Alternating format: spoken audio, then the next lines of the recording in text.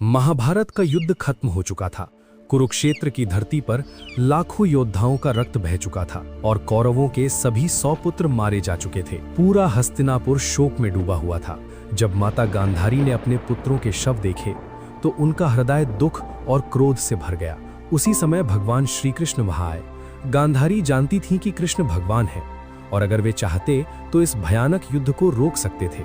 क्रोध और पीड़ा में भरी गांधारी ने कृष्ण से कहा, हे कृष्ण, जिस तरह मेरा पूरा वंश समाप्त हो गया है उसी तरह तुम्हारा यदुवंश भी नष्ट होगा।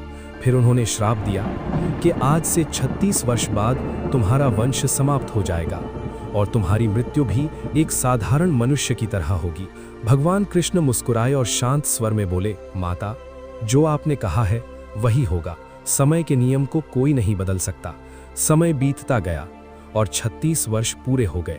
एक दिन भगवान कृष्ण अकेले जंगल में चले गए और एक पीपल के पेड़ के नीचे बैठकर ध्यान लगाने लगे। उसी समय एक शिकारी जिसका नाम जरा था, शिकार की तलाश में वहां आया। दूर से उसे कृष्ण का पैर हिरण जैसा दिखाई दिया और उसने बिना पहचाने ही तीर चला दिया। तीर सीधे कृष्ण के पैर में लगा। जब शिकारी पास आया तो उसे समझ आया कि उसने भगवान श्री कृष्ण को घायल कर दिया है। वह डर गया और रोते हुए कृष्ण के चरणों में गिर पड़ा। लेकिन भगवान कृष्ण मुस्कुराए और बोले, डरो मत, ये सब पहले से ही तय था, तुम केवल एक माध्यम हो। इतना कहकर भगवान कृष्ण ने अपना दिव्य शरीर त्याग दिया। जब ये समाचार पांडवों तक पहुंचा तो वे बहुत दुखी हुए। युधिष्ठिर, भीम, अर्जुन, नकुल और सहदेव पांचों पांडव द्वारिका पहुंचे और उन्होंने पूरे विधि विधान से भगवान कृष्ण का अंतिम संस्कार किया। जब चिता जलाई गई तो एक अद्भुत चमत्कार हुआ।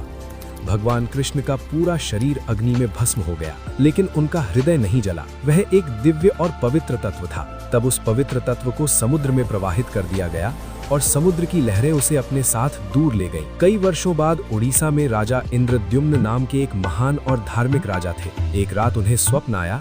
स्वप्न में भगवान ने कहा, समुद्र के किनारे एक पवित्र लकड़ी है, उसमें मेरा दिव्य तत्व मौजूद है। उसी से मेरी मूर्ति बनाओ और मेरी पूजा करो। सुबह होते ही राजा समुद्र तट पर पहुंचे और वहां उन्हें सच में एक दिव्य नीम की लकड़ी मिली। राजा समझ गए कि ये भगवान का संकेत है। उस लकड़ी को बड़े सम्मान के साथ मंदिर में लाया गया। कुछ समय बाद एक रहस्यमयी वृद्ध बढ़ई महल में आया। उसने कहा कि वह भगवान की मूर्ति बना सकता है, लेकिन उसकी एक शर्त है, वह 21 दिनों तक बंद कमरे में अकेले काम करेगा और जब तक काम पूरा न हो कोई भी दरवाजा नहीं खोलेगा। राजा ने उसकी शर्त मान ली और काम शुरू हो गया। कई दिनों तक कमरे के अंदर से लकड़ी तराशने की आवाज आती रही, लेकिन कुछ दिनों बाद अचानक आवाज बंद हो गई। चिंता में आकर राजा ने दरवाजा खुलवा दिया। जैसे ही दरवाजा खोला गया, वह रहस्यमयी बढ़ई गायब हो चुका था। माना जाता है कि वह स्वयं भगवान विश्वकर्मा थे। कमरे के अंदर 3 मूर्तियां थीं, भगवान जगन्नाथ, उनके भाई बलभद्र और बहन सुभद्रा की। मूर्तियां पूरी तरह से तैयार नहीं थीं, उनके हाथ और पैर अधूरे थे। तभी आकाशवाणी हुई